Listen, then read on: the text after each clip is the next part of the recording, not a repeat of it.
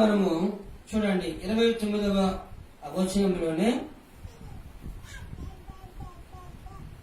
నీ విధుల విషయంలో పాపులై నిన్ను తిరస్కరించి, ఏమిటంట?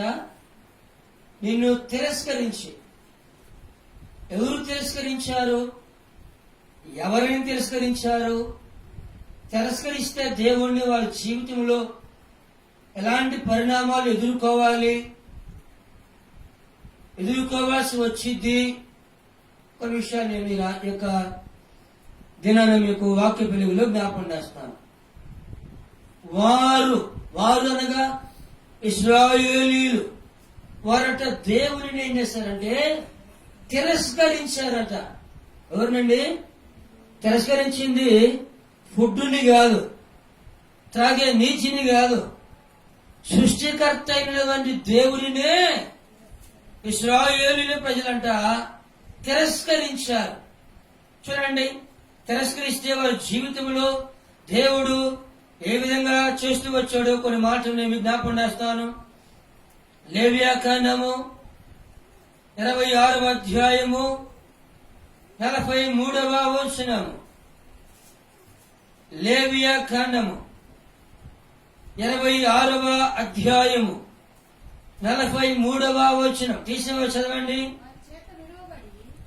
వారు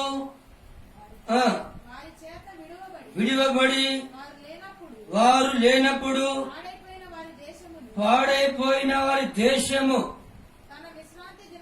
తన విశ్రాంతి దినములను అనుభవించును.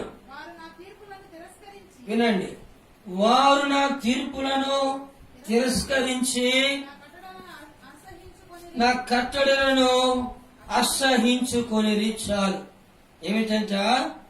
వారు నా తీర్పులను తిరస్కరించి నా కట్టడలను అసహించుకొనిరి అని రాయబడింది. ఎవరు వారు అంటే 46వ వచనం 26వ అధ్యాయము 46వ వచనం చూడండి ఒకసారి. యెహోవా మోషే ద్వారా సీనాయి కొండ మీద తనకును ఇశ్రాయేలీయులకును మధ్య నియమించిన కట్టడలను తీర్పులను ఆజ్ఞలను ఇవే. చాలు. ఏమిటంట? యెహోవా మోషే ద్వారా సీనాయి కొండ మీద తనకును ఇశ్రాయేలీయులకును మధ్య నియమించిన కట్టడలు తీర్పులు ఆజ్ఞలు ఎవరెవరికి మంచివి? దేవునికి ఇశ్రాయేలీయులకును మధ్య